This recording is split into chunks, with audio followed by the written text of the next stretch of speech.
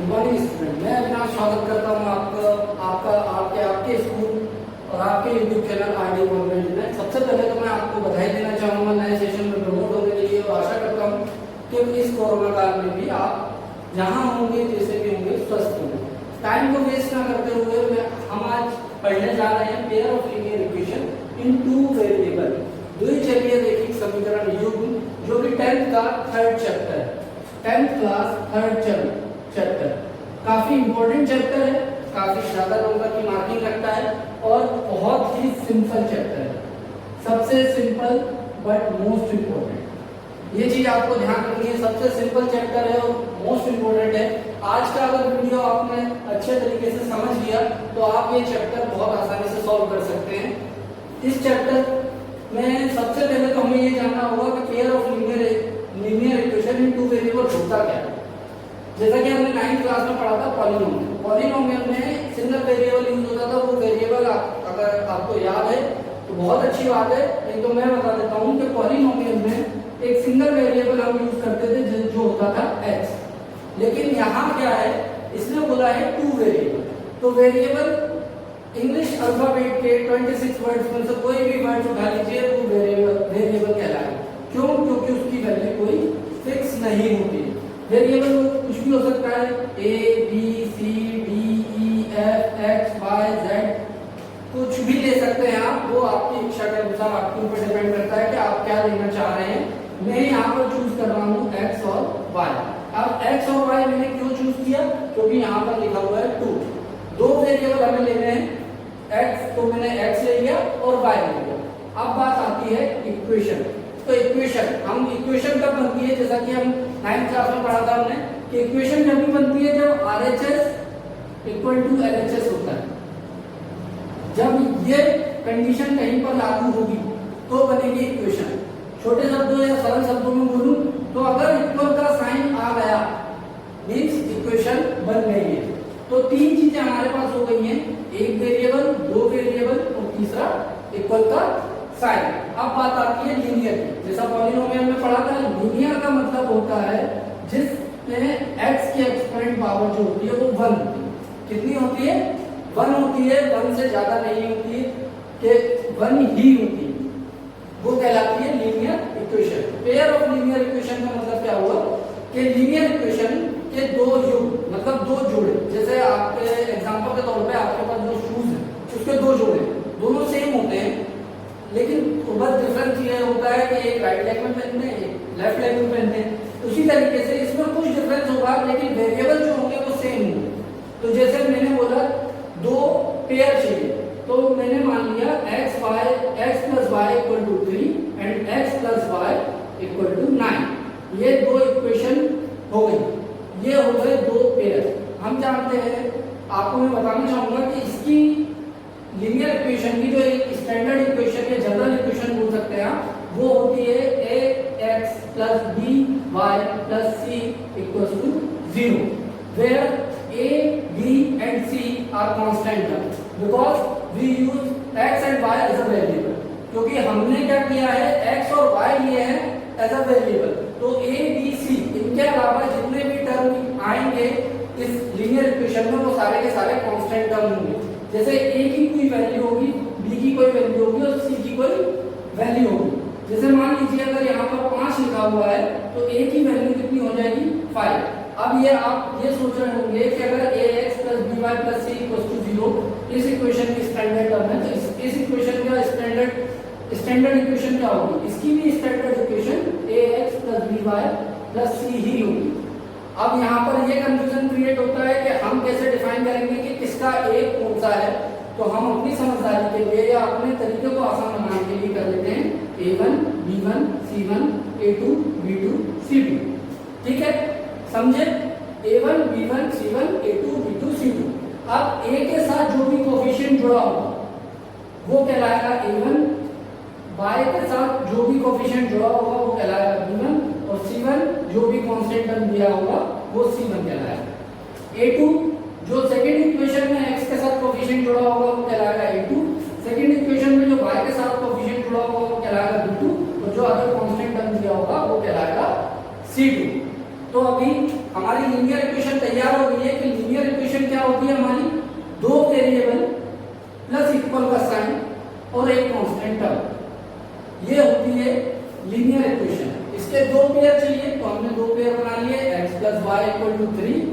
And x plus y equal to 7।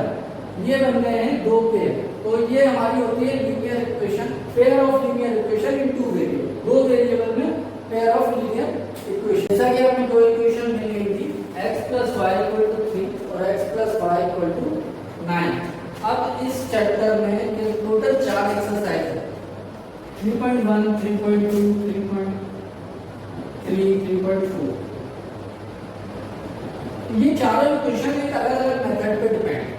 अब कौन कौन सी मेथड है, इनको दो टाइप से सॉल्व किया जाता है बेसिकली। एक होती है ग्राफिकली मेथड और दूसरी होती है अलजेब्रिक। ठीक है, एक होती है ग्राफिकली मेथड और दूसरी होती है अलजेब्रिक मेथड। अब अलजेब्रिक मेथड के अंदर 3 मेथड्स होती हैं। पहला होता है सब्स्टिट्यूशन मेथड। ठीक है, सब्स्टिट्यूशन जिसको हिंदी में बोलते हैं हम प्रतिस्थापन विधि।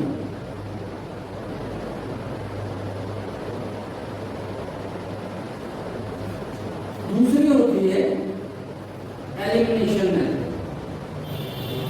एलिमिनेशन मेथड जिसको हम बोलते हैं विलोपन विधि।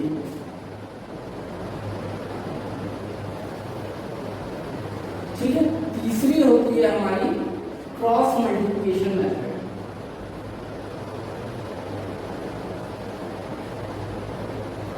जिसको हम बोलते हैं वज्रगुणन विधि। ठीक है, ये तीन मेथड जो कि अलजेब्रिक के अंदर आती है और एक मेथड होती है ग्राफिकली मेथड। तो 3.1 में हमें केवल ग्राफिकली मेथड पढ़नी है, 3.2 में हम पढ़ेंगे सब्स्टिट्यूशन मेथड और 3.3 में हम पढ़ेंगे एलिमिनेशन मेथड यानी विलोपन विधि और 3.4 में हम पढ़ेंगे क्रॉस मल्टीप्लिकेशन मेथड। और ये चारों मेथड पढ़ने के बाद हमारा चैप्टर वहीं पर दी एंड हो जाएगा।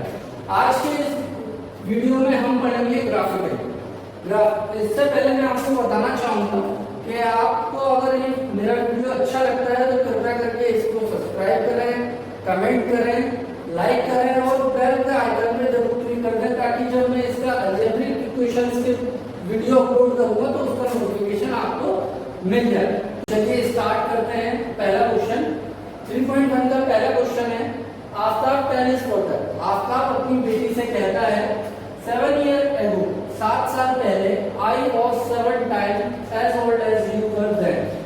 7 साल पहले तुम्हारी उम्र जितनी थी उस उम्र के मैं 7 गुना था।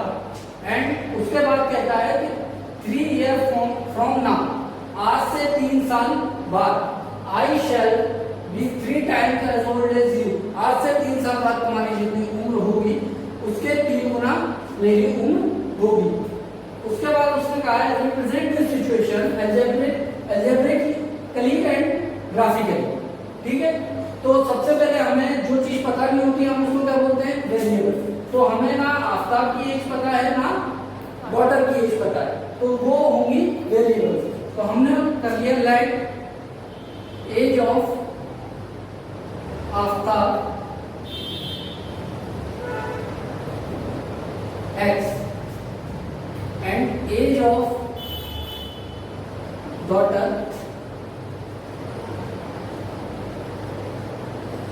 y। ये इनकी प्रेजेंट एज है, जो आपस में वो कन्वर्सेशन कर रहे हैं उस टाइम की एज उनकी x और y। अब उसने पहली कंडीशन में कहा है Aftab tell his daughter 7 years ago I was 7 times as old as you were then। अब हमें इसकी बनानी है इक्वेशन। यहाँ पर उसने दो कंडीशन दी है, जैसे कि अगर मैं आपको दिखाना चाहूँ, पहली कंडीशन यहाँ से स्टार्ट हुई है और यहाँ पर खत्म हुई है। ये हमारी पहली कंडीशन। फर्स्ट कंडीशन यहाँ से स्टार्ट हुई है और यहाँ पर आके खत्म हो गई, जिसमें उसने ये कहा है कि 7 साल पहले तुम्हारी जितनी उम्र थी उससे 7 गुना मेरी उम्र थी। अब हमें बनाना है इक्वेशन। इक्वेशन बनाने के लिए हमें क्या करना होता है, इक्वल का साइन लाना होता है। तो हमारे पास x है, y है, इन दोनों को जब हम इक्वल कर देंगे तब बनेगी इक्वेशन। तो इक्वल हम कैसे कर सकते हैं, उसने ये बोला 7 साल पहले, तो भाई 7 साल पहले आफ्ताब की एज कितनी होगी, x - 7, और 7 साल पहले उसकी डॉटर की एज कितनी होगी, y - 7। अब इन दोनों को मुझे इक्वल करना है। तो इन दोनों को इक्वल करने के लिए मुझे क्या करना होगा, या तो मैं इसे 7 से डिवाइड कर दूं या मैं इसमें 7 का मल्टीप्लाई कर दूं। दोनों में से मैं कोई भी चीज कर सकता हूं, या तो मैं इसे 7 से डिवाइड करूं या तो इसमें मैं 7 का मल्टीप्लाई करूं। क्यों? क्योंकि ये जो एज है वो इससे 7 गुना ज्यादा है। तो मैंने क्या किया, इसमें 7 का मल्टीप्लाई कर दिया।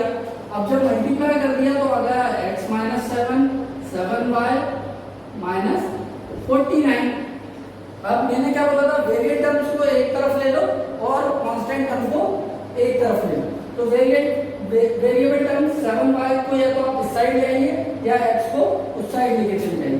तो मैंने वेरिएबल टर्म 7y को इस साइड ले आया तो x 7y को इस साइड लेके आया तो ये प्लस का था, बाउंड्री इस साइड आया तो माइनस का हो जाएगा, ये माइनस का 49, ये माइनस का है, ये बाउंड्री के अपोजिट साइड जाएगा तो प्लस का हो जाएगा।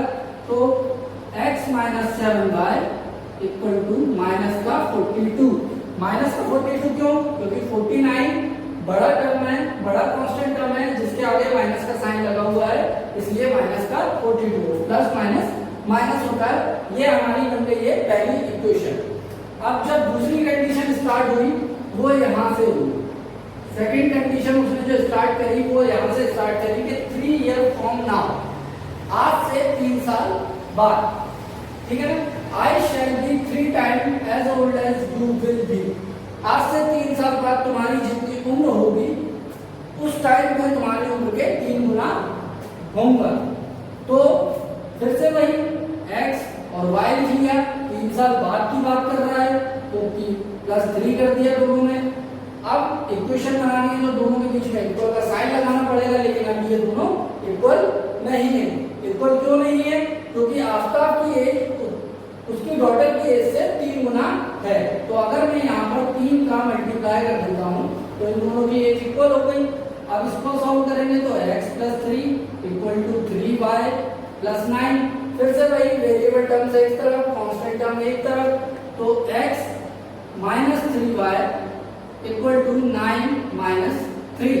तो x minus 3y equal to 6। अब देखिए ये इक्वेशन नंबर 1 हो गई है हमारी और ये इक्वेशन नंबर 2 हो गई है। ये तो हमारे आ गए अलजेब्रिक एक्सप्रेशन, ये हमें मिल चुके हैं अलजेब्रिक एक्सप्रेशन। जैसा कि मैंने आपको बताया था कि pair of linear equation in 2 variable. अब देखिएगा इसमें 2 वेरिएबल हैं x और y, लीनियर इक्वेशन है क्योंकि पावर 1 है, तो और 2 पेयर है, 1 और 1 2 पेयर है। तो हमारी ये इक्वेशन बन चुकी है pair of linear equation in 2 variable. अब उसने इस क्वेश्चन में दूसरी चीज बोली है कि आप अलजेब्रिक तो सॉल्यूशन दीजिए, साथ में आप इसका ग्राफिकली भी रिप्रेजेंटेशन कीजिए। तो चलिए अब इसको ग्राफिकली रिप्रेजेंट करके देखते हैं। जैसा कि अभी तक हमने जो अलजेब्रिक एक्सप्रेशंस निकाले थे उसमें हमें 2 इक्वेशन मिल चुकी थी, x minus 7y equal to minus 42 and x minus 3y equal to 6। आपको याद होगा जब हम 9 में पॉलिनोमियल पढ़ते थे तो उसमें हम रूट्स या जीरो या कोई सॉल्यूशंस निकालते थे कि कोई भी लीनियर इक्वेशन है तो उसके रूट्स क्या होंगे, जीरो क्या होंगे या कोई सॉल्यूशन क्या होंगे। तो यहाँ पर जो हम निकालने वाले हैं वो वही निकालने वाले हैं कि रूट्स क्या होंगे, जीरोस क्या होंगे या इसके सॉल्यूशन क्या होंगे।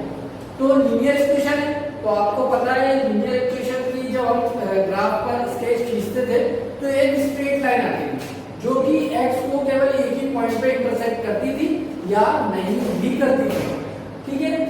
ठीक उसी तरह इसमें भी इंटरसेक्शन x एक्सिस पे एक ही बार आएगा, y एक्सिस पे और साथ साथ में y एक्सिस पे एक बार आएगा और मे भी पॉसिबल नहीं भी आएगा, ठीक है। तो हम स्टार्ट करते हैं। सबसे पहले हम इनके रूट्स या जीरोस निकालेंगे। तो रूट्स और जीरोस निकालने के लिए हम क्या करते थे, एक टेबल बनाते थे जिसमें x और y लिख लेते थे। अब इसमें हम कोई किसी भी एक वेरिएबल की वैल्यू को अपने इच्छा अनुसार पुट करते थे। तो मैं आपसे ये कहना चाहूंगा कि आप वेरिएबल की वैल्यू कुछ इस तरीके से पुट कीजिए जिससे ग्राफ की जो वैल्यू है वो ज्यादा हाई ना जाए। तो वेरिएबल की वैल्यू अगर आप किसी वेरिएबल की वैल्यू पुट करने जा रहे हैं तो इस तरीके से करिए कि आंसर छोटा सा छोटा आ सके। तो मान लीजिए हम पहली इक्वेशन सॉल्व करते हैं, x minus 7y equal to minus 42। मैं यहाँ पर इसकी वैल्यू रख देता हूँ 7, y की वैल्यू में रख देता हूँ 7। अगर अब मैं y की वैल्यू 7 रखता हूँ तो पहली इक्वेशन से हमें क्या रिजल्ट मिलता है देखते हैं। x minus 7 y equal to minus 42, ये हमारी इक्वेशन 1 थी जिसमें मैंने y की वैल्यू को कर दिया है 7। तो 7 इंटू 7 इक्वल टू माइनस 42। तो x minus 49 equal to minus 42। तो x अब ये बाउंड्री तो उस साइड जाएगा, तो ये कांस्टेंट टर्म और वेरिएबल टर्म्स को हम एक दूसरे के आमने सामने रखते हैं। तो इसको मैंने करा तो माइनस का 42, जब ये माइनस का 49 उस साइड जाएगा तो ये हो जाएगा प्लस का 49। तो x इक्वल टू आ जाएगा आपका 7। प्लस का 7 क्यों आया? क्योंकि 49 बड़ा टर्म है, तो हमने यहाँ पर लिख दिया 7। अब इसी तरीके से हमको ये दूसरी वैल्यू चूज कर लेंगे जो हम इसकी जगह पर रख सके। और वैल्यू हमारी जहां तक हमको हमें कोशिश करना चाहिए कि जो भी हम दूसरे वेरिएबल की वैल्यू आए वो छोटी से छोटी आए, 1 2 3 4 5 इसके अंडर में आएगी तो आप ग्राफ बहुत जल्दी बना पाएंगे। इसलिए मैंने यहाँ पर इसकी वैल्यू 7 इसलिए ली कि जिस तरीके से आप देख सकते हैं कि यहाँ पर माइनस 42 है, तो माइनस 42 है। अगर मैं यहाँ पर मान लीजिए 3 रखता तो ये आता 21 को अगर मैं यहाँ माइनस करता तो यहाँ पर आता माइनस का 21। तो माइनस के 21 को रिप्रेजेंट करना इतना आसान नहीं है जितना कि 7 को रिप्रेजेंट करना आसान है। तो इसी तरीके से हम दूसरी वैल्यू रख देते हैं। मान लीजिए हम दूसरी वैल्यू इसकी क्या रखें, आप दूसरी वैल्यू हम इसकी रख देते हैं 6 रख देते हैं दूसरी वैल्यू, ठीक है। y की वैल्यू 6 रख देते हैं। तो 6 रखेंगे तो क्या होगा देखते हैं, x minus 7 into 6 equal to minus 42। तो x minus 42 equal to minus 42। फिर से भाई कांस्टेंट आपको एक तरफ लेके जाएंगे तो माइनस 42 और ये हो जाएगा प्लस का 42, x इक्वल टू आ जाएगा 0। अब ये हमारी पहली इक्वेशन की टेबल हमें मिल चुकी है। अब हम करते हैं दूसरी इक्वेशन की टेबल। इसी प्रकार से हम दूसरी इक्वेशन की टेबल बनाएंगे। दूसरी इक्वेशन की टेबल बनाने के लिए मैं इसको अभी रफ कर देता हूँ, आप चाहें तो इस वीडियो को यहाँ पर पॉज करके स्क्रीनशॉट ले सकते हैं। दूसरी इक्वेशन हम ले लेते हैं। दूसरी इक्वेशन हमने उठाई जो कि थी x minus 3y equal to 6। अब x minus 3y equal to 6 दिया था। अब अपन वही तरीका, वैल्यू उस तरीके की चूज करनी है कि छोटे से छोटी वैल्यू आए। मान लीजिए मैं यहाँ पर एक टेबल सेकंड इक्वेशन के लिए यहाँ पर बना रहा हूँ, ये x और ये y। अब मैंने y की वैल्यू यहाँ पर ले ली -2। क्या ले ली? -2। तो क्या आएगा, x minus 3 into -2 equal to 6। तो माइनस माइनस क्या हो जाएगा प्लस, तो x प्लस 6 इक्वल टू 6। तो x equal to 6 minus 6 it means x equal to 0। x की वैल्यू क्या हो गई 0। मतलब y की वैल्यू जब -2 होगी तब x की वैल्यू क्या होगी 0। अब हम क्या करते हैं कि दूसरी वैल्यू रखते हैं। तो हम इसकी जगह रख देते हैं 3 की जगह 4, सॉरी -4 रख के देखते हैं। तो -4 में कितना आएगा, ये आ जाएगा प्लस का 12 इक्वल टू 6। तो x इक्वल टू 6 और ये 12 बाउंड्री को उस साइड जाएगा, हो जाएगा माइनस का 12। तो x इक्वल टू हो जाएगा माइनस का 6।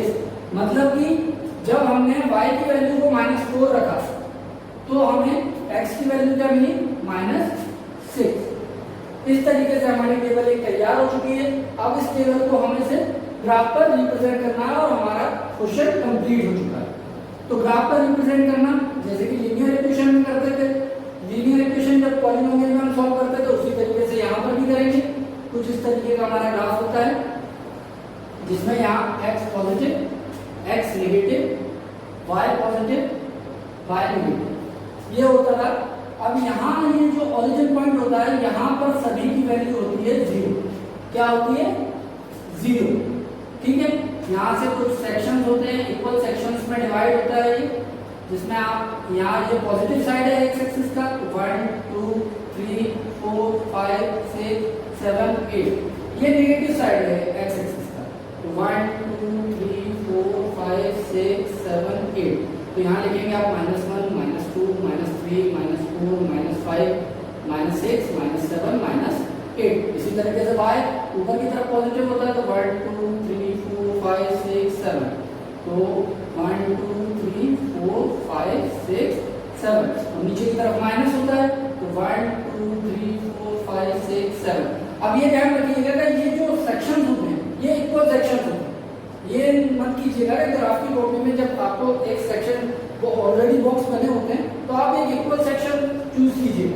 ऐसा ना हो कि कोई सेक्शन आपने बहुत बड़ा चूज कर दिया, कोई सेक्शन आपने बहुत छोटा चूज कर दिया, तो आपसे गलती हो सकती है। तो -1 -2 -3 -4 -5 -6 और -7। अब हम करते हैं प्लॉट। ग्राफ पे प्लॉट कैसे करते हैं? x की वैल्यू जब 7 थी, x की वैल्यू 7 है, किसमें है? पॉजिटिव है। पॉजिटिव 7 कहां पर है? हमारे राइट हैंड की तरफ है। 1 2 3 4 5 6 7, ये है x की 7 वैल्यू। तब y की वैल्यू कितनी थी? 7, वो भी पॉजिटिव में थी। 1 2 3 4 5 6 7, ये है 7। अब इन दोनों से आप एक डॉटेड लाइन को खींच लीजिए। इनका जो इंटरसेक्शन पॉइंट मिलेगा आपको वो होगा 7 7। ठीक है, ये हमें एक पॉइंट मिल चुका है। अब दूसरा पॉइंट हमें निकालना है जब x की वैल्यू 0 हो। तो मैंने आपको बताया सबका 0 कहां पर होता है? बिल्कुल सेंटर। ठीक है, तो y की वैल्यू क्या थी? 6, तो हम 6 पे जाएंगे। 1 2 3 4 5 6। दूसरा पॉइंट हमारा यहां कहीं होगा, 6 पर होगा। अब इन दो पॉइंट को अगर आप मिलाते हैं तो ये कुछ लाइन इस तरीके से जाएगी जो कि एक स्ट्रेट लाइन है। मैंने जैसा कि आपसे कहा था लीनियर इक्वेशन है, लाइन हमेशा स्ट्रेट आएगी, और अगर आपकी लाइन की जो पॉइंट है वो स्ट्रेट नहीं आ रहा है मतलब आप कहीं पर गलती कर रहे हैं। ये एक तरीका है जिससे आप खुद को जस्टिफाई कर सकते हैं कि आपने सवाल सही किया है या नहीं किया है, या इक्वेशन जो बनाई है वो सही बनी है या नहीं बनी है। इसी तरीके से हम दूसरे टेबल को प्लॉट करते हैं। जब x = 0 था, x = 0 यहाँ पर है, तब y = -2 था। -2 कहाँ होता है? नीचे की तरफ, ये -2 है, तो मतलब यहाँ कहीं पर होगा ये पॉइंट। कौन सा पॉइंट है ये? 0 -2। ठीक है, अब दूसरा पॉइंट है जब x = -6 था तो y = -4 था। तो x = -6 मतलब लेफ्ट हैंड साइड आ जाएगी। x = -6 ये था, तो y = क्या था? -4, तो -4 यहाँ है। यहाँ से आप एक डॉटेड लाइन डालिए, यहाँ से एक डॉटेड लाइन डालिए। ये दोनों का जो इंटरसेक्शन पॉइंट होगा ये कहलाएगा -6 -4। अब आपको दो पॉइंट मिल रहे हैं, इन दो पॉइंट को आप मिला दीजिए। तो जैसा कि आपने देखा कि दोनों लाइनें स्ट्रेट हैं, बिल्कुल सीधी नहीं है, मतलब आपने जो सॉल्यूशन किया है, जो रूट्स निकाले हैं वो सही है। नेक्स्ट 2 क्वेश्चन आपको होमवर्क के लिए दिए जाते हैं।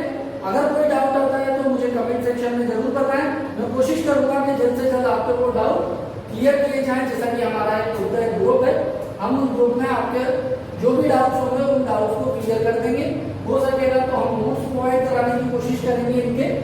ठीक है, और आपसे मेरी रिक्वेस्ट है कि अगर आप अगले वीडियो को देखना चाहते हैं तो सब्सक्राइब, कमेंट, लाइक और बेल आइकन पे क्लिक करना ना भूलें। Thank you.